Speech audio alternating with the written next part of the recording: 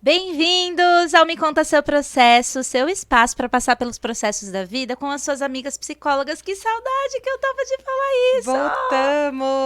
Voltamos! Muito felizes em estarmos aqui na nossa segunda temporada, Fabiola. Segunda temporada, gente. Olha, a primeira temporada foi maravilhosa, uma experiência que a gente amou.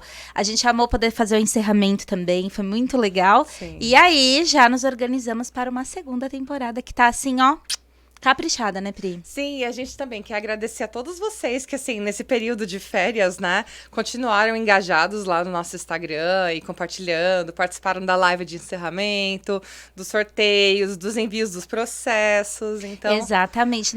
Nessa segunda temporada, a gente vai ter um spin-off. Ai, como a gente tá chique! Sim. Vai ser o spin-off Você Conta Seu Processo. Pra quem não tá seguindo a gente lá no Instagram, a gente fez um concurso. As pessoas enviaram os seus processos, depois a gente votou e a galera escolheu 3 processos que vão ser contados nessa temporada. Então, se você tem vontade de participar de um podcast, de contar o seu processo, segue a gente no Instagram, porque muito provavelmente a gente vai fazer isso mais vezes, né? Sim, já virou um foi muito spin-off, né? legal. É, foi muito legal, os processos foram bem legais, assim.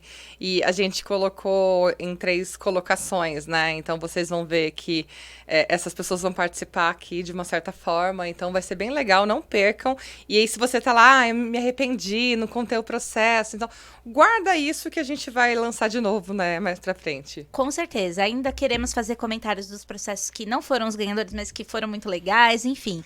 Então, eu já vou começar, pessoal, pedindo engajamento de vocês. Você que gosta do nosso projeto, nos acompanha. A gente recebeu muito feedback legal. Vocês nos ajudam demais seguindo a gente aqui no YouTube, no Spotify, também seguindo a gente lá no Instagram, no TikTok, enfim, todas as redes sociais. Vocês encontram aqui na descrição, né, desse episódio. Isso ajuda demais a gente com a nossa divulgação. Então a gente conta com vocês, com esse engajamento, para a segunda temporada virar a terceira, virar a quarta e assim, Sim, né? e antes da gente entrar na temática, feliz dia do psicólogo! Sim, a gente escolheu. Na verdade, assim, a gente sabia que ia voltar em agosto, mas aí em reuniões escolhemos fazer a estreia da segunda temporada nessa data, partindo do nosso dia, né? Sim, dia 27 de agosto, né? Hoje é dia 25, mas dia 27 de agosto é o dia do psicólogo. Então, é uma profissão que nós duas, né, seguimos. E tem muito profissional que influenciou o nosso trabalho, a nossa carreira, que influencia, que inspira, né? E assim, então você que valoriza seu trabalho, que trabalha com ética, com respeito, que se mantém atualizado, né? Então, parabéns pra gente, né? E assim, é uma data de luta também, né? Sim. Porque a gente sabe que tem um monte de pessoas usando muitas vezes de má fé para vender trabalhos, para promover curas, entre muitas aspas, né? Então, isso atrapalha um pouco o nosso trabalho, né? Porque o nosso trabalho envolve um processo, né? Então, é uma data que a gente tem que comemorar, mas ao mesmo tempo a gente tem que entender que é um processo de luta ainda, né? E eu acho que nós estamos num momento, inclusive, de ocupar mais os espaços na rede social e na mídia, justamente para a gente garantir e defender o nosso lugar, né, como profissionais. Eu acho que o tema da saúde mental, do autoconhecimento, ele é trabalhado em várias áreas, né? Ele é transversal, mas não por isso não tem uma especificidade, algo importante que a psicologia contribui, né? E a psicologia já vai para mais de 30 anos, eu não vou lembrar quantos 30 são, mas essa data foi escolhida no momento que foi organizada como profissão, como ciência, né? Então, a psicologia tem muita tradição já no Brasil, a gente tem uma série de suportes, então é isso. E eu e a Pri, um dos motivadores, né, de estarmos aqui é falar de psicologia de uma forma acessível e ética, né? Até a gente escolheu o tema desse episódio hoje, que tem tudo a ver com isso. Então, feliz dia para nós e vamos valorizar a nossa profissão, né, gente? E você que não é psi, que acompanha a gente, manda um carinho, um amor aí pros psis que você conhece nesse dia 27, tá? O lançamento é hoje 25, mas o dia 27 é o dia do psicólogo. Sim, exatamente. E qual é o nosso tema, então, Fabiola? Bom, Já pensando nisso, né? É um tema polêmico, gente. a gente falou na live de encerramento que ia ter polêmica, com certeza, né? Quem nunca? Agora eu vou fazer uma pergunta tanto para quem é paciente de terapia, para quem é psi também. Quem nunca recebeu um videozinho daqueles bem curtinhos de 15 segundos, falando ali de alguma coisa, de algum comportamento, fala, eu acho que sou eu. E aí isso muitas vezes leva para um processo que a gente está chamando hoje de diagnóstico de TikTok, né, Pri? É super comum, super comum. Principalmente quando eu avalio adultos, né? A fala é: eu quero fazer uma avaliação com você porque eu vi um vídeo. Sempre tem, eu vi um vídeo e esse vídeo ele tem umas características que parecem comigo. Então, eu acho que eu tenho isso, né? E assim, acho que a nossa proposta hoje é a gente tentar entender um pouquinho, assim, qual é o problema desses vídeos, qual é o problema do autodiagnóstico, né? E aonde é que o psicólogo entra nisso? Sim, sim. Eu recebi de uma consulente minha, achei um barato. Ela mandou uma mensagem assim: Fabiola, eu acredito que todo mundo chega nesse momento. Aí ela me mandou um vídeo. Será que eu tenho isso daqui? Aí a gente riu muito no dia da sessão e ela foi bem humorada do tipo, todo mundo em algum momento acha que tem, né, alguma coisa. E aí a gente quer falar sobre isso, né, Pri? Justamente para a gente falar de informações de qualidade sobre esse assunto, né? Informar vocês, para vocês terem cuidado também no consumo desses conteúdos na internet. Mas também da gente esmiuçar para vocês, assim, como é que rola um diagnóstico, né? Quando a gente pensa do ponto de vista aí das psicopatologias ou transtorno de neurodesenvolvimento, que é mais da nossa área, né? Os diagnósticos que a gente acaba se debruçando mais na clínica. E eu acho que nem todo mundo sabe, né? Nem todos, principalmente os consulentes, sabem o que tá por trás, né? De um Sim. diagnóstico. Não, até aluno, né? Eu vejo, às vezes, eu tô dando aula, né? E aí eu tô falando de alguma coisa e eu vejo a carinha de aluno, assim, né? Tipo, nossa, eu tenho isso acontece comigo. Então, o nosso papel aqui não é falar pra você assim, então quer dizer que eu não tenho mais que me identificar com nada? Não é isso. A questão é a gente tem que ser crítico, porque se trata da nossa vida e principalmente da nossa saúde mental. Então, quem tem um transtorno, né, de saúde mental, entende a dificuldade que é, né, lidar com isso, que muitas vezes é rotulado, né, quando é criança, a escola, o sistema de inclusão ainda é muito falho, né? Então, a gente sabe que tem todo um sofrimento, né? Então, a ideia não é essa, assim.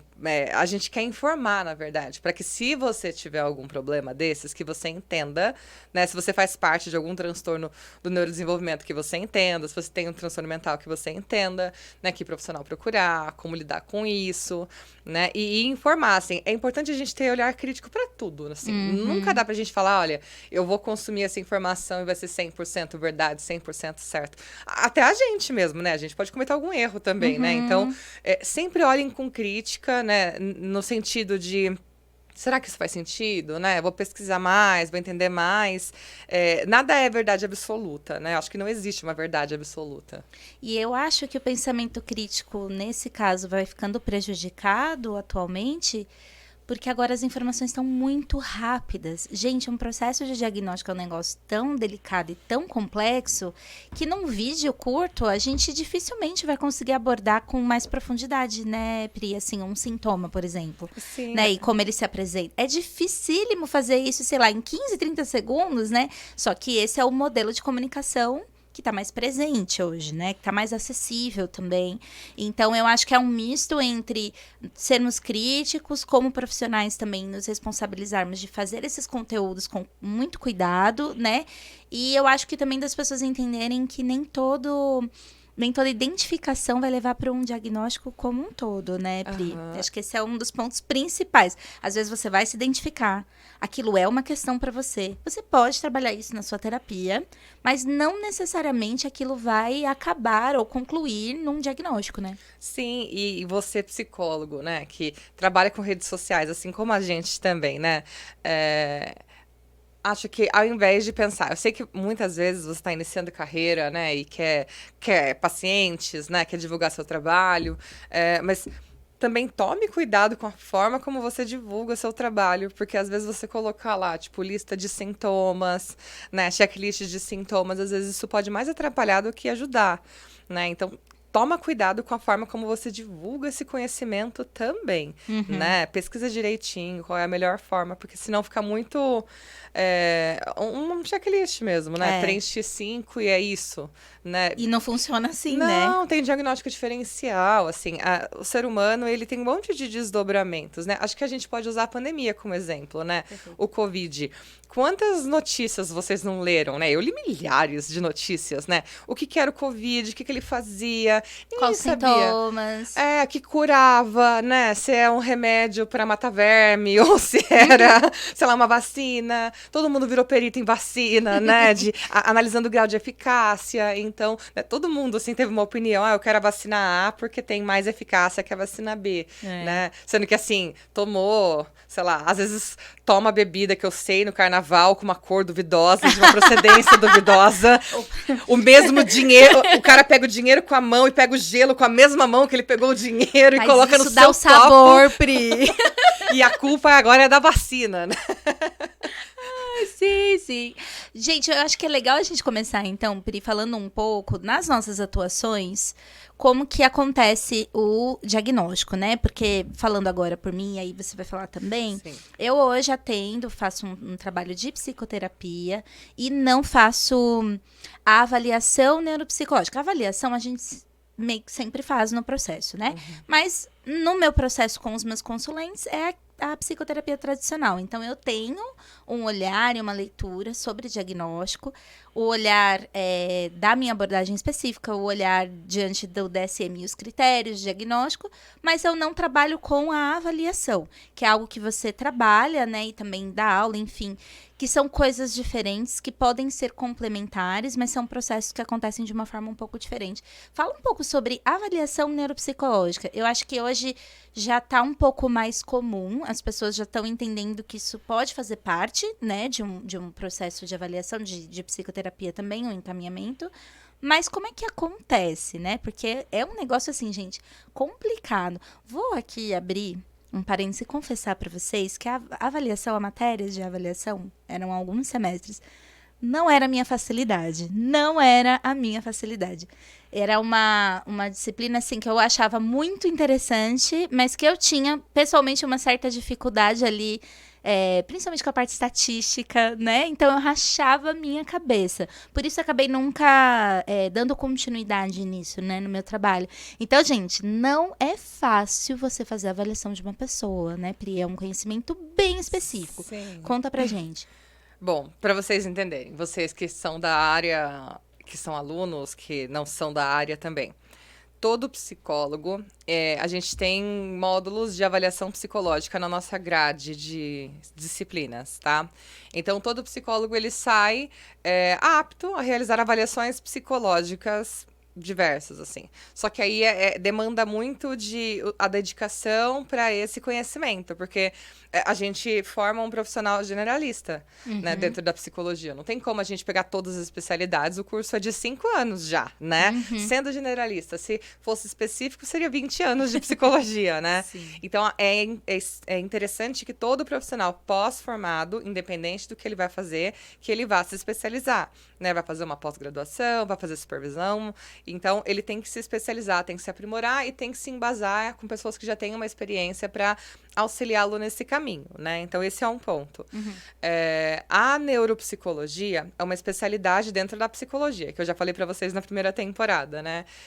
A neuropsicologia parte do conhecimento da psicologia e da neurociências. Então, assim, tem pós-graduação específica em avaliação psicológica, mas eu acredito, minha opinião, Priscila, tá? Que a pós de neuropsicologia, ela é mais completa que uma pós de avaliação, porque a pós de avaliação psicológica, ela vai focar nos aspectos comuns da testagem e de diagnóstico diferencial, mas a neuropsicologia, ela vai abordar neurobiologia, neurofisiologia, então entender o funcionamento do cérebro além dos testes, além do diagnóstico diferencial, acho que faz toda a diferença na nossa formação. Então, acho que esse é um ponto. Então, a avaliação neuropsicológica só pode ser feita por psicólogo. Psicólogo.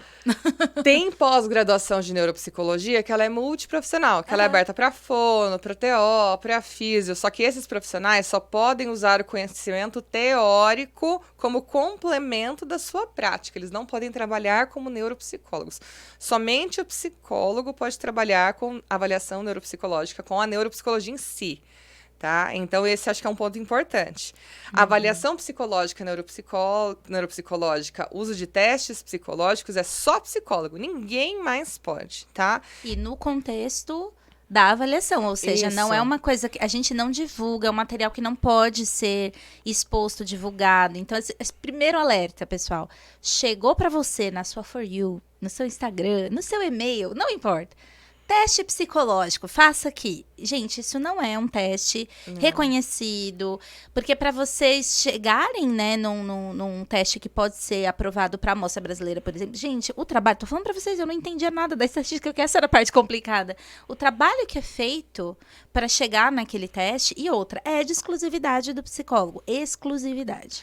Não pode outra pessoa usar, porque a interpretação, o manejo vai ser diferente, né? A gente tem uma capacidade específica para isso, né? A gente é capacitado para isso. Então, não adianta, tá? E você, psicólogo, também, a avaliação, ela é um processo complexo. Não dá para aplicar teste aleatoriamente, você não vai conseguir fazer nada. Então, quando a Fabiola fala da questão estatística, como funciona, então? Um grupo de pesquisa tem que ser um grupo de pesquisa, não pode ser qualquer pessoa aleatória. Vou criar um teste. Não. Um grupo de pesquisa que estuda, trabalha com evidências científicas, ele vai criar um teste. Ele tem que pensar num construto. Então, o que esse teste vai medir? Ele mede isso mesmo? Comparado com outro teste que já mede isso. Ele tem resultados equivalentes, né? Então, é feita uma análise estatística. Eu não vou aprofundar nisso, mas só para vocês entenderem assim. A maior parte da população tende a apresentar X comportamento, tá? Então, se eu vou avaliar inteligência, nós temos o que a gente, ou memória, ou atenção, a gente tem o que a gente chama de média. Média é o que é esperado para aquela população específica. Então, é um teste de crianças de 6 a 16 anos. Então, qualquer criança de 6 a 16 anos dentro do Brasil, neste contexto, com a nossa cultura, é capaz de fazer esse teste. E é esperado que ela tenha aquele resultado específico, né? Então, é isso. A análise estatística serve para garantir que tem uma média, o que é esperado. A minoria vai muito mal e a minoria vai muito bem. Tá? Então, se o teste, de repente, poucas pessoas que não têm nenhum diagnóstico nem nada, elas estão fazendo e ele está dando resultado, sei lá, muito abaixo, muito acima, então o teste não está mais favorável para aquela população. Essas validações, essas revalidações, elas passam de períodos em períodos. Então, o teste é criado hoje, daqui a 10 anos ele tem que apresentar um novo estudo atualizado, né, para poder continuar sendo utilizado no mercado. E a avaliação neuropsicológica é um processo de investigação. Então, a gente faz uma boa entrevista com a pessoa, coleta todas as informações sobre ela, histórico de vida, sono, humor, né, estado emocional, tudo. A gente coleta tudo. E aí, a partir disso, eu utilizo alguns testes específicos para medir coisas. Por que é que eu preciso usar teste? Eu não posso só usar a entrevista, só observar. Se eu pergunto para você, Fabiola, como é a sua atenção? Né? Pensando que você tem um conhecimento sobre o que significa atenção, você vai me responder XPTO. Mas assim, não dá para garantir que a gente sabe avaliar a nossa atenção de fato. E mais ainda, especificamente, né?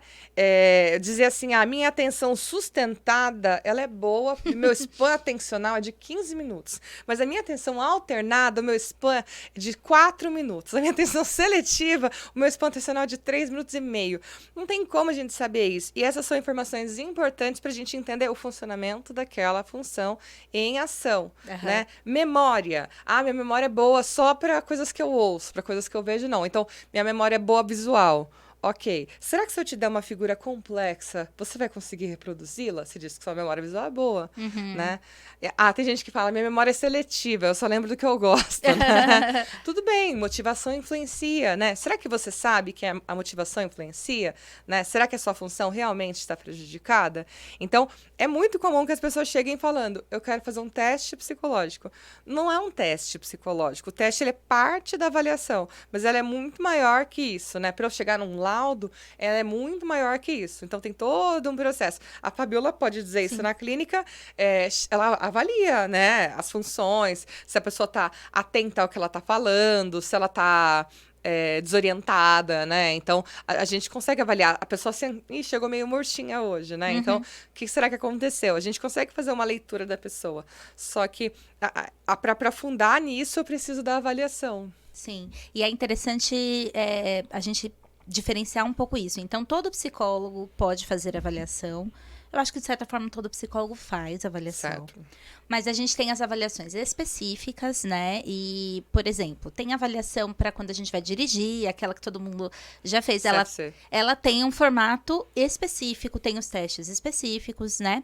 E quando a gente fala de teste, quando a gente fala desses materiais, né, que vão ajudando a gente a entender a pessoa dentro da média, nós estamos falando de materiais que devem ser reconhecidos pelo Conselho de Psicologia, porque daí eles estão atualizados e eles foram testados na amostra brasileira, né? Então, acho que isso fica claro para todo mundo. E quando a gente vai para um processo de investigação mais refinado, como uma avaliação neuropsicológica, como a Pri foi colocando, tem a entrevista, tem a própria observação, tem os testes, e alguns são de autodeclaração, né? Então, às vezes, a gente acaba pedindo, né, pro consulente preencher escalas, né, que ele mesmo responde, mas aí são várias informações, então é uma investigação muito mais profunda, né? Na minha prática, como eu me organizo em relação a isso, né? A gente entende que o diagnóstico é processual. Primeiro que assim, gente, num primeiro contato, num primeiro mês, a gente tem hipóteses, né, dentro do processo terapêutico. Mas a gente precisa de um tempo de observação, porque a gente vai falar um pouco mais pra frente, mas os sintomas podem se confundir, eles podem se apresentar de várias formas, e a gente pode estar falando de uma ansiedade, de um transtorno de ansiedade generalizado, ou de um TDAH, isso pode acontecer. A gente também tem que ter essa observação com um pouquinho mais de tempo, né, com o consulente. E tem uma parte do psicodiagnóstico que fica só para mim, que eu não compartilho ali com o consulente. É a minha análise, que eu vou levando lá na minha supervisão, para eu analisar, por exemplo, o estilo de personalidade, e aí eu tenho que organizar a minha intervenção a partir daquele estilo, ou então outros movimentos, outros sintomas que vão repetindo, e o contexto e o sentido para aquela pessoa. Mas não necessariamente eu viro e falo, olha, seu estilo de personalidade é retrofletor. Não, porque isso não tem função na terapia para aquela pessoa. No processo, eu posso perceber que esses funcionamentos afetam a funcionalidade daquela pessoa, e que atendem a alguns critérios de diagnóstico do DSM que a gente vai falar. E aí é o meu momento que eu começo a atuar com mais pessoas. Eu acho importante, como psicóloga, ter também visão de outros profissionais. O psiquiatra, por exemplo, né? Uma avaliação neuropsicológica é super comum, meus consulentes sabem, quando a gente chega num ponto, assim, de uma dúvida e a própria pessoa começa a falar, será que isso está acontecendo comigo? Qual a sua visão? Eu encaminho porque eu acho que é uma investigação mais refinada, vai dar mais informações pra gente, né? E a gente vai para discutir o caso, né? É o momento de discutir o caso com aquelas pessoas até a gente chegar em um diagnóstico. Na terapia, eu não me oriento a partir só do diagnóstico. O diagnóstico é um elemento, né? Mas eu me oriento a partir da forma como aquela pessoa entra em contato comigo, como as resistências delas se organizam, né? Então, o processo é muito único. Eu tenho pacientes que têm o mesmo diagnóstico e a gente trabalha coisas diferentes, de formas diferentes, focos diferentes. Aquele diagnóstico a afeta de uma maneira diferente do que de outra, né? Então, isso também é legal de falar, né? Que no trabalho, na prática, na clínica, o diagnóstico não é tudo, gente. Ele não fecha tudo. Porque aquela pessoa continua sendo uma pessoa com um determinado contexto, com determinados recursos, com determinadas dificuldades, e a gente precisa organizar para ele conseguir viver bem. E ter funcionalidade, assim, né? Quando a gente fala funcionalidade, a gente fica usando isso, né? Mas é a pessoa conseguir atender aquilo que a gente espera para aquela etapa de desenvolvimento dela. Trabalhar, ter um certo repertório de autocuidado, né? Tem alguns critérios que a gente olha e fala, ok, a pessoa está vivendo, né? Ela é funcional, Sem ajuda de ninguém. Sem ajuda de ninguém. Ou com o nível de ajuda que é esperado para aquela faixa etária. Isso. E aí a gente também pode ir entendendo essa funcionalidade com as ajudas dos tratamentos. Sim. Então, a pessoa vai para um tratamento com um psiquiatra, por exemplo, depois de um diagnóstico, ela pode atingir essa funcionalidade com aquele suporte, né? Mas esse não é o foco da terapia. Eu acho isso importante também, porque a gente está numa era que as pessoas não vão para terapia só para entender suas questões e a forma como elas estão no mundo. Vão muito assim, o que eu tenho e qual a medicação que eu tenho que tomar, e se a medicação, né, se eu descubro que eu tenho, a medicação não me satisfaz, o que está de errado no meu tratamento, e assim, tem uma parte assim muito grande de um trabalho pessoal que a pessoa vai ter que fazer também, né? Eu acho que, entrando nesse ponto, acho Sim. que tem duas coisas que acho que são importantes da gente falar. Uma delas é você que trabalha com avaliação. A pessoa vai chegar, às vezes, com uma hipótese, com uma suspeita, né? Eu vi no TikTok um vídeo... eu falei o nome da rede. Eu fui numa rede social X, um diagnóstico que parece nananã, né? Eu olhei lá e a minha mãe parece que tem diagnóstico de não sei o que lá. Então, ou então o psiquiatra fala, suspeito que você tenha TDAH, suspeito que você tenha transtorno de ansiedade generalizada, né? Na avaliação, eu sempre explico isso para as pessoas, inclusive. Eu não vou procurar aquela hipótese. Perfeito. Eu não vou procurar aquele diagnóstico, porque senão eu vou enviesar meu trabalho. Então, a ideia da avaliação também não é ficar procurando diagnóstico, é entender o funcionamento geral daquela pessoa, para daí sim, quando eu for analisar os resultados, eu vejo se ela preenche os critérios diagnósticos daquela ou de outra coisa. Então, o DSM é o Manual de Doenças em Saúde Mental, que é do mundo inteiro, né? A gente está na 5ª edição. Então, lá tem vários critérios diagnósticos para todas as doenças mentais que são esperadas para nossa geração, né? Para nossa população. Só que ele é bem separadinho, assim, é didático. Então, na vida real, não é assim separadinho, bonitinho, né? Comorbidade é regra, não é exceção. Então, a pessoa que apresenta ansiedade e depressão, principalmente, aonde começa a ansiedade, aonde começa a depressão, quem veio primeiro? Quem afeta quem? A ansiedade causa depressão ou é a depressão que causa ansiedade? Então, não dá pra gente ficar atrás disso, né, em primeiro lugar. Então, eu entender como funciona aquela pessoa, o que ela pode usar de estratégia depois, pensando num tratamento, isso sim vai fazer diferença. O diagnóstico é importante para guiar o tratamento, só que o que está por trás dele que é o que realmente vai fazer diferença. Então, se a gente tiver 5 TDAHs nessa mesa, cada um vai ter uma forma de lidar com esse transtorno do neurodesenvolvimento de maneiras diferentes, vai afetar de maneiras diferentes. Então, não tem receitinha de bolo, né? Para todo mundo funciona? Não, para todo mundo não funciona. Funciona para cada um. Assim, também não dá para falar assim, a pessoa ela vive em situação de rua, né? Ou ela vive em situação de extrema vulnerabilidade social. E aí eu vou falar que é TDAH, eu vou falar que é depressão. É depressão é porque ela tá passando fome. Perfeito. Né? Ela trabalha muitas vezes a 4 horas da casa dela. Ela tem que acordar de madrugada todo dia, ela dorme depois da meia-noite todo dia. Dá para falar que ela tá com depressão? É atraso do desenvolvimento ou é desnutrição? Por exemplo, esse é um clássico, né? Chega lá criança pequena com atraso de desenvolvimento, mas que não tem acesso à nutrição adequada. Atendi caso que a família trabalhava com costura num subemprego, e aí o bebê ficava, sei lá, às vezes 20 horas na frente de uma TV no bebê conforto. Ele não era estimulado a falar, não era estimulado a andar, porque não tinha ninguém para fazer isso para eles, senão eles passavam fome, né? Então aí a criança chegava lá, parecia que era autista, né? Aí fica aquela coisa assim, né? Mas parece autismo, mas parece não sei o que lá. Mas assim, doença não tem cara, essas são transtornos, não tem cara, né? Assim, não são doenças, né? Errado dizer, mas não tem cara, né? O autismo não tem cara, o TDAH não tem cara. Ele tem características, né? Tá dentro do espectro. Mas não posso dizer que uma criança que nunca foi estimulada a falar tem autismo.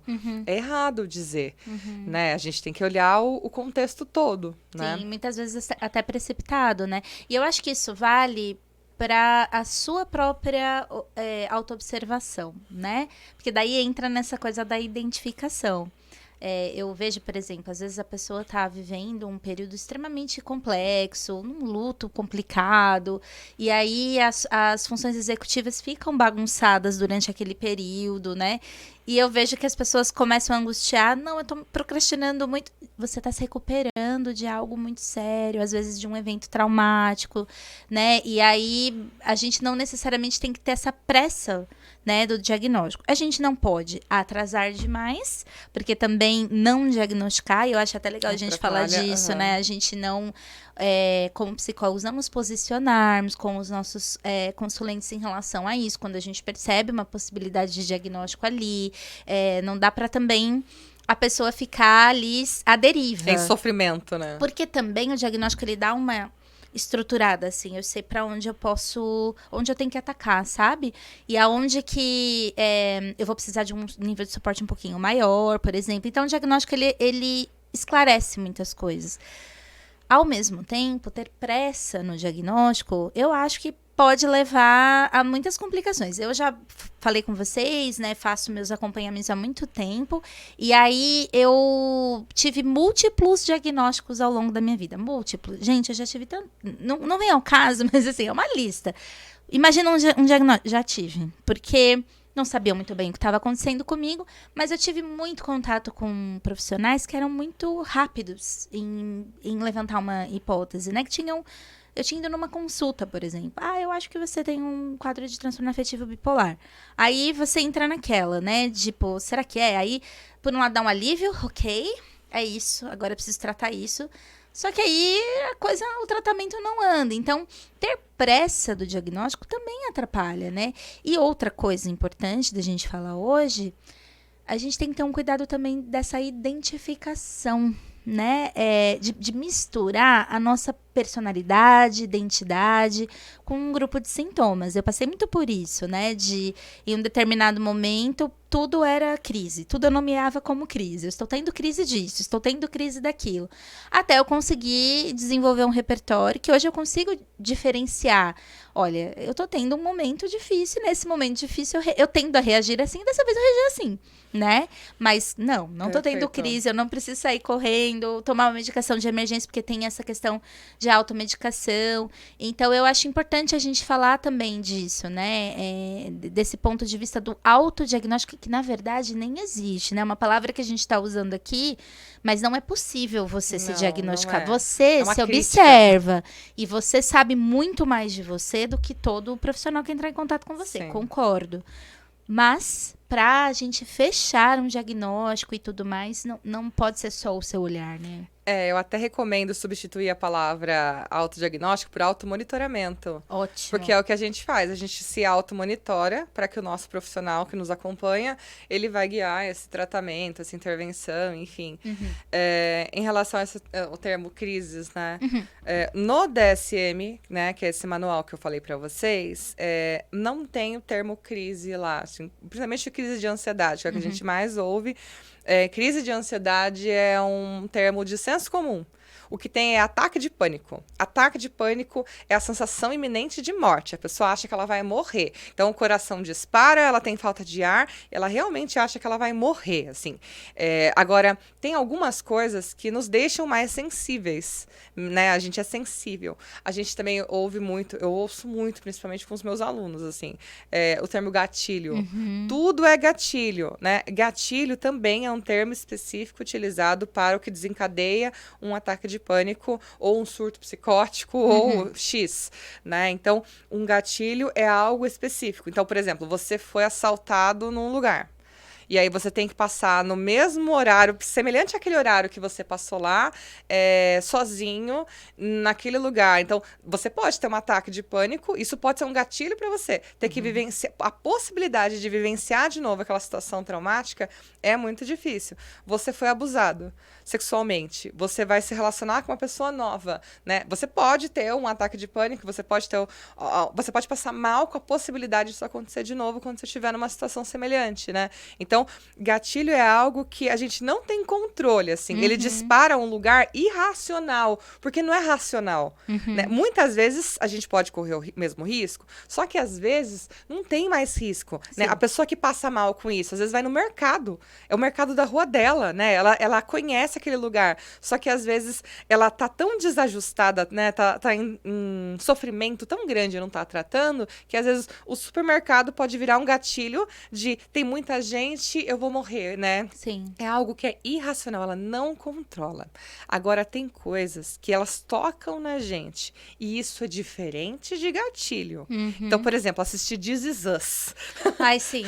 Assistir This Is Us é uma série que é super...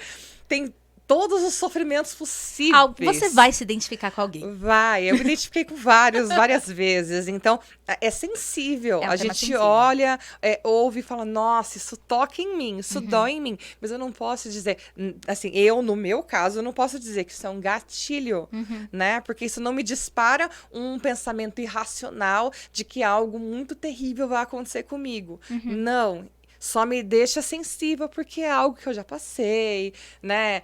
Ou que, sei lá, já estou passando, né? Então, é algo que a gente vai lidar com cautela, né? Então, acho que isso também é importante de falar.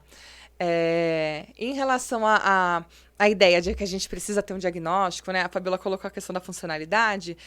Na neuropsicologia, a gente chama de comportamento desadaptativo. Gente, pare um momento, pegue seu caderninho, porque agora vem a explicação do porquê que a gente se identifica com todos esses vídeos e que isso vai acontecer com os seres humanos.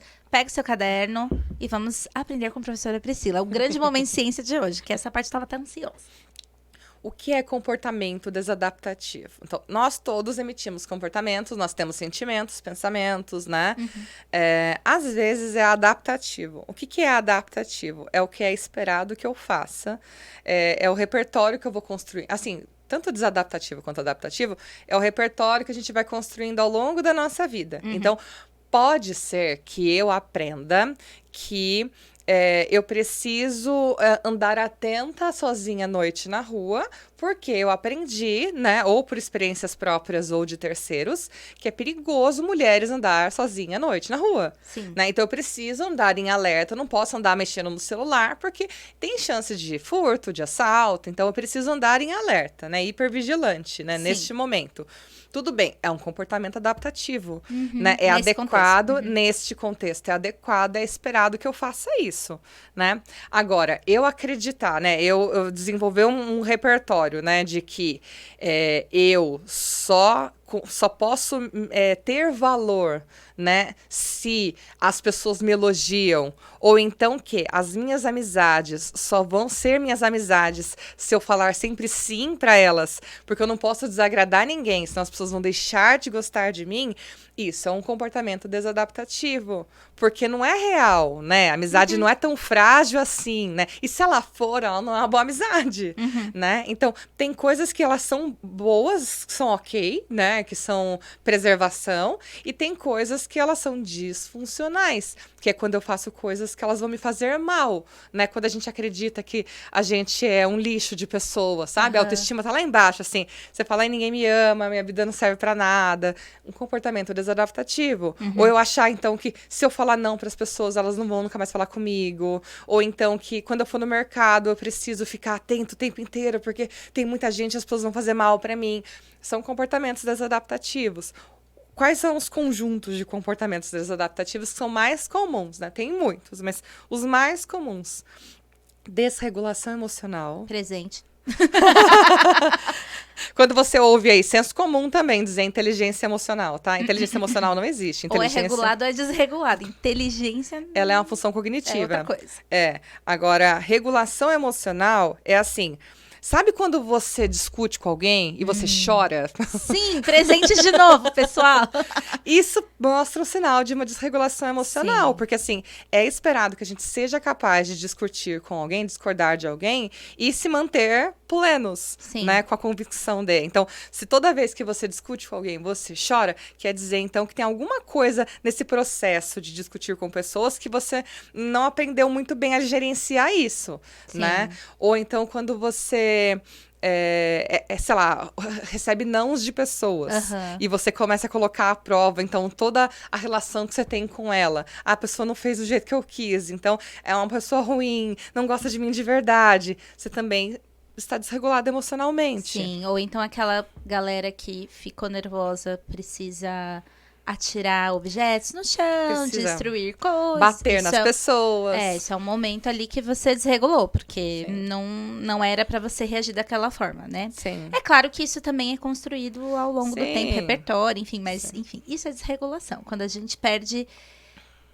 a nossa parte, é como se tivesse um curto-circuito, né, Pri? Desconecta aquilo que você consegue racionalizar e tudo mais, desconecta da reação. Aí você tem aquele pico, tem uma reação emocional muito intensa, fora de um contexto, porque às vezes você tem que chorar mesmo. Sim, não às é vezes você errado vai chorar. brigar mesmo, Sim. né? Mas assim, a gente tá falando fora do contexto. Eu até falo, né? Se você não tem que se drogar pra sentir tristeza e sentir raiva, é uma reação natural do seu organismo. A questão não é não sentir tristeza ou não sentir raiva, mas é o que você vai fazer com isso. Uma criança, né? Se joga no chão do supermercado, né? A gente não vai se jogar no chão do supermercado. A gente tem... Eu acho. Eu espero que a gente tenha um repertório pré-construído de que nem tudo vai ser do jeito que a gente quer. Às vezes tem pessoas que não sabem, que elas não aprenderam, não desenvolveram essa habilidade. A outra parte do comportamento desadaptativo é o sono, que a gente já cansa de falar, né?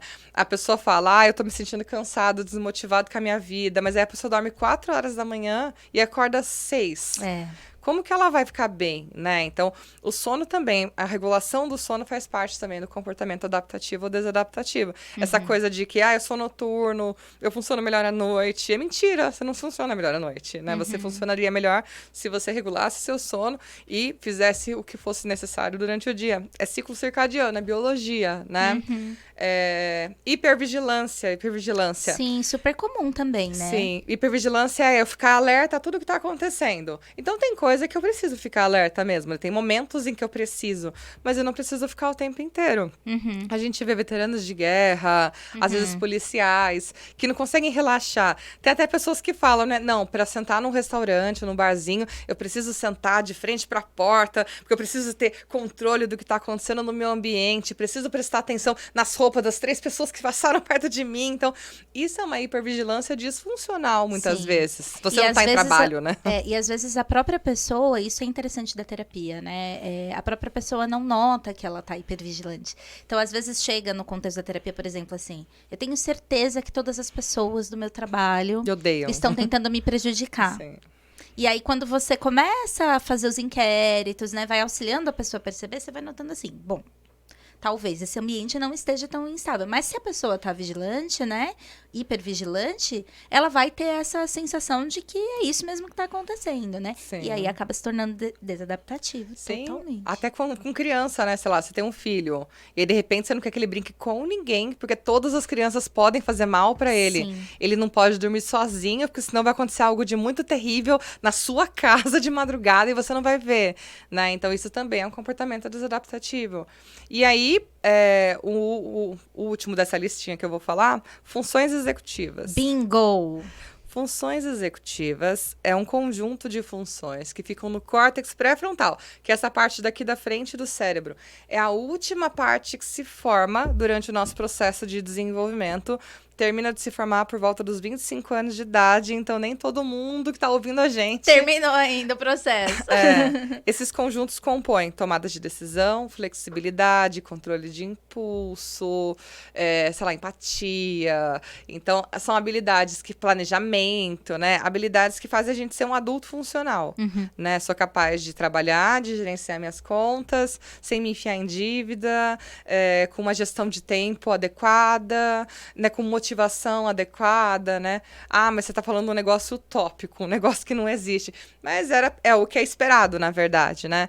É claro que, assim, principalmente a motivação, ela vai mediar tudo isso, né? Então, eu odeio meu trabalho, suponhamos. Sim. Como que eu não vou procrastinar mesmo, né? Então, se você não gosta do que você faz... Não tem nenhuma gotinha ali de envolvimento, prazer, motivação. Né? Exatamente. Planejamento. Tem gente que fala, só funciona bem se for tudo de última hora, né? Mas o que será que tá motivando isso, então? Né? Deixa tudo para a última hora, que não dá para fazer com uma antecedência maior, né? O que será que está acontecendo? Será que você está evitando aquele lugar? Será que você tem uma autocobrança gigantesca? Então, você está adiando a possibilidade do sofrimento, a possibilidade de dar errado? Então, tem um monte de coisa que influencia.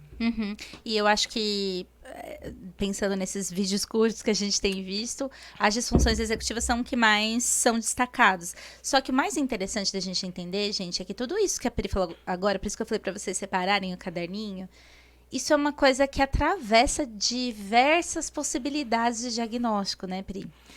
Os comportamentos desadaptativos podem aparecer de várias formas em vários diagnósticos diferentes. Então, eles em específico, sozinhos, isoladamente, não explicam o todo. E aí eu acho que um dos nossos cuidados com a gente mesmo nesse processo de automonitoramento, como a Pri colocou, é também lembrar disso, né? Que essas coisas vão acontecendo também dentro de um contexto da nossa história de desenvolvimento. Então a Pri falou aqui de uma série de comportamentos que nem sempre a gente foi estimulado ou teve, né, estímulo de repertório para isso, por exemplo, né?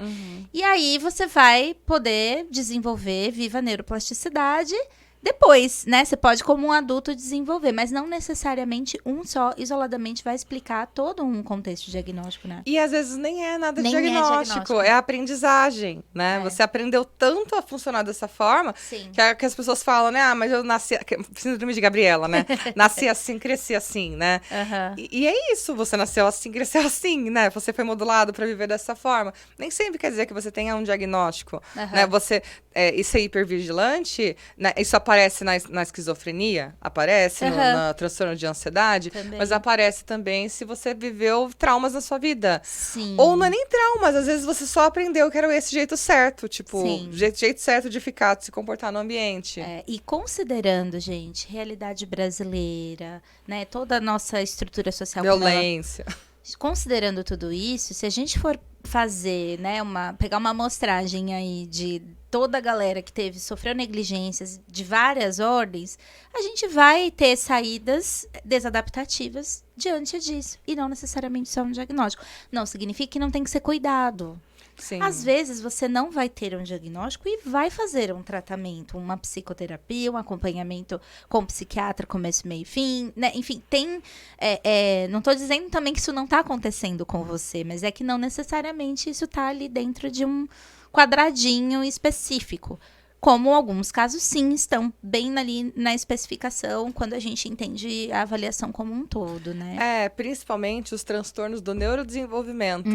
Porque um transtorno do neurodesenvolvimento, ele tem que acontecer desde a infância. Então, não existe um TDAH que começou na vida adulta. Sim. Você pode receber o diagnóstico na vida adulta, mas tem que ter te trazido sofrimento a vida inteira. Não pode ter começado na pandemia, né? Sim. Autismo, mesma coisa. É do neurodesenvolvimento. Então, tem que ter começado na infância, né? Não dá para você falar que você ficou autista aos 18 anos depois que você teve um ensino médio terrível, né? Então, não é assim. É diferente de um transtorno de humor, que aí ele pode aparecer depois, a qualquer momento da vida. Gente, eu separei uns videozinhos pra gente ver a reação da Pri. É que eu já vi o vídeo, né? Alguns videozinhos que fizeram... Eu não vi, gente. Que fizeram um certo sucesso, mas assim, tá misturado. Tem um videozinho que eu acho que você vai se horrorizar. Tá. Tem um videozinho engraçado. E tem um videozinho que eu acho que até é instrutivo. Vamos assistir, vamos ver como é que a Pri vai achar. O que a Pri tem pra comentar. Ei, sabia que eu sou autista também? Oh, é mesmo? Você já foi diagnosticada? Não, eu ainda não fui no neuropsicólogo e nem no médico, mas eu vi um negócio na internet e eu fiz um teste. Aí eu sou autista também. Não, é sério, olha, eu também tenho tique. Eu não tenho tique, autista não tem tique, autista tem STEAM. Autista não tem tique, mas eu tenho tique também. Ah, então eu devo ter outra coisa, né? Eu não gosto de barulho. Quando eu tô nervosa, eu mexo o pé, sabe? Eu fico mexendo muito o pé. Ué, sou muito autista. Deve ser do grau 1, né? Já que eu consigo fazer minhas coisas sozinha. Sou autista, igual você. Se você está dizendo, não é? Dynamite, oh, dananana. Muito engraçada essa. Ai, chatice, eu odeio fila, hein? Ai, ai, ai. Que foi? Tá olhando o quê? A pessoa fala que é autista só pra receber atenção, sendo que ela claramente não é. E consegue fazer tudo isso. E eu queria tanto conseguir fazer tudo isso sozinha e não consigo. Esse é um vídeo da Raquel Neri, ela é uma influenciadora que fala, enfim, sobre autismo. Ela tem esse diagnóstico, né? E ela fez esse videozinho aí para dar uma provocada. Excelente. Todo transtorno, né? Assim, a gente não chama... O autismo não é uma doença. Sim. Doença é algo que a gente pode curar, é passível de cura, né? Então, ela acomete por um vírus, uma bactéria, ela enfraquece o nosso sistema imunológico, a gente toma um medicamento e a gente tem a cura, né? Agora, desenvolvimento neurotípico, né? É quando, no meu processo do neurodesenvolvimento, por uma série de questões que a gente não sabe direito explicar, o que acontece, se tem padrão genético, padrão ambiental, ou fatores internos, enfim, mas tem alguma coisa que acontece que o processo de neurodesenvolvimento, ele acontece de uma maneira diferente do que era esperado, né? Então, a pessoa vai ter algumas dificuldades dessas que eu falei, de comportamento desadaptativo, que é algo que é independente dela querer ou não, né? De motivação ou não. Então, ela tem uma falha grave, ou, sei lá, moderada a grave, né? De funções executivas. Então, ela vai ter uma rigidez de pensamento, no caso do autismo, uma rigidez de pensamento. No caso do TDAH, a motivação que ela é reduzida, né? A dopamina é reduzida no cérebro, então ela tem menos motivação para engajamento em tarefa. Então, eu vou falar dos dois que são os mais comuns, né? Mas o autismo, que é esse caso específico, traz um sofrimento para a pessoa, né? Ela tem dificuldades específicas. Então, eu que sou uma pessoa introvertida, né? Eu poderia falar assim, porque então eu também não gosto de ficar perto de muita gente, né? Então eu sou autista? Não. Isso não é um prejuízo, não me traz um prejuízo. Tem a ver com uma escolha. Tem gente que gosta de barulho, tem gente que não gosta, né? Agora, no caso do autismo, não é uma questão de gosto, não é uma questão de predileção, né? É uma questão que é de desenvolvimento cerebral. Funcionamento executivo é inibido, né? Sim. Ele tem menos função, na verdade, do que uma pessoa típica, né? Um cérebro de uma pessoa típica. E uma coisa que atravessa a vida dela como um todo. Pra sempre. Ela nasce desde assim, cresce pequenininha. assim. Isso. Né? Isso tem que ficar bem claro, né? Desde sempre. Não é uma coisa que emerge depois, né? Sim, sim. Vamos ver o próximo. Vamos ver o que você vai achar. Esse é um teste psicológico que vai revelar fatos importantíssimos sobre a sua sanidade mental. Qual a primeira coisa que você vê na imagem a seguir? Se você enxergou o Superman, significa que você está com a mente focada, saudável e não se abala com os acontecimentos ao seu redor. Por outro lado, se você enxergou uma capivara, significa que você é uma pessoa ansiosa e imediatista. Você precisa controlar suas emoções. Jéssica é maravilhosa. Ela tem vários desses de teste psicológico. Ela está zoando com uma coisa que tá rolando muito. Eu já vi vários desses testes de imagem.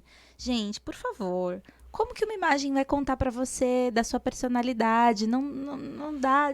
Olha, não dá. Não tem como defender. Não tem como. Hoje, a principal teoria de personalidade validada em evidências científicas é a teoria do Big Five, que é os 5 grandes fatores. Então, se eu quero avaliar a personalidade ou qualquer outra coisa, né? Assim, o teste precisa passar por tudo isso que eu falei pra vocês. Então, demora anos pra eu validar um teste, né? Pra ter evidência científica de que ele realmente mede aquela função. Então, não é qualquer BuzzFeed da vida, né? Pois Que vai falar, é. qual o caso do Harry Potter dita sua personalidade? Né? Ai, olha, esses eu faço, mas porque eu gosto de Harry Eu Potter. também, eu sou da Sonserina, inclusive. Vamos ver mais um. Agora esse aqui eu acho que... Teste de TDAH. Responda 9 perguntas. Se responder sim para 5 perguntas ou mais, provavelmente você tem. Primeiro, não presta muita atenção e erra por falta de atenção. 2. Dificuldade em se concentrar e conseguir ler livros. 3. Muitas vezes não ouve quando alguém conversa com você. Tem falta de atenção e distração. 4. Dificuldade em seguir instruções, não por não conseguir entendê-las, mas sim preferindo sempre fazer no seu tempo e do seu jeito e muitas vezes deixando suas coisas e atividades pela metade. 5. Muita dificuldade em organizar e conseguir planejar seu tempo com antecedência. 6. Dificuldade em conseguir fazer tarefas que exijam esforço mental e constante por muito tempo. 7. Perde vários objetos, esquece nomes e compromissos. 8. Se distrai com muita facilidade com coisas à sua volta e com seus próprios pensamentos. Muitas vezes parece que você sonha acordado. 9. Esquecimento constante nas suas tarefas diárias e ficar com a cabeça muito barulhenta por ter muitos pensamentos. E aí, Pri? Droga! Olha, o que eu acho mais ousado é que ele fala assim, se você responder sim a maioria, você provavelmente, a pessoa nem É fala uma assim, certeza. pode ser que talvez seja, ou pode ser que isso seja um característico. Não, ele fala, provavelmente você tem, assim, ó. E ele não colocou 2 pontos que são os principais fatores para o diagnóstico de TDAH, que é um transtorno do neurodesenvolvimento, então tem que começar antes dos 6 anos de idade. Opa! E tem que te afetar a sua vida inteira e tem a ver com baixa produção de dopamina. Então, você tem menos motivação para engajamento em tarefa do que as pessoas. A tarefa tem que ser incrível para você conseguir focar, né? Então, é um erro absurdo, né? Como que isso ainda tá online? Conselho, posicione-se, porque, gente, sinceramente, mas é isso, fujam desses videozinhos, né? Ainda tinham outros vídeos, né, de algumas pessoas demonstrando no seu cotidiano, no dia a dia, mas o que a gente quer deixar de recado pra vocês é, mesmo que você se identificou, observa aquilo em você, monitora. Mas não vai pra essa linha de é um diagnóstico, é um possível diagnóstico. Ou então faz uma avaliação, né? Procura Sim. entender, né? Já avaliei pessoas, por exemplo, né? Que tinha uma suspeita de TDAH e aí a gente descobriu, né, na avaliação que a pessoa tinha altas habilidades, que ela tinha superdotação e aí ela tem baixa motivação porque, na verdade, ela tem um interesse muito expansivo. Então, focar em coisas específicas, principalmente de repetição, é algo que é chato porque ela já aprendeu de primeira. Então, ficar insistindo no negócio é desmotivador demais, né? Ou então, às vezes, você não tá afim de estudar aquele assunto, só isso, não tem nada de errado com você. Né? E às vezes sim vai ter algo de errado com você. Sim. E aí você vai ter um tratamento adequado para isso, né? Então acho que é importante a busca de avaliação para um diagnóstico diferencial. E a gente sabe, pessoal, que sim, existem profissionais que não têm uma escuta, que a gente leva algum dilema nosso, não vão aprofundar, não vão acolher, isso também acontece, né? Mas eu tenho também percebido essa dificuldade das pessoas também, até porque não é para ser senso comum, é um conhecimento que é específico. Então, Sim. procure, né, um psicólogo, neuropsicólogo, equipes de saúde mental ou do desenvolvimento, né? Geralmente psicólogo, psiquiatra, e neurologista, né? Certo, gente? Já estamos chegando no fim. Nessa segunda temporada, nós vamos fazer os episódios mais curtinhos, né? A gente não vai ter os nossos quadros queridos, assim, todas as vezes. Hoje foi um grande momento ciência para vocês, por exemplo. E também foi um momento polêmica. Sim, sim.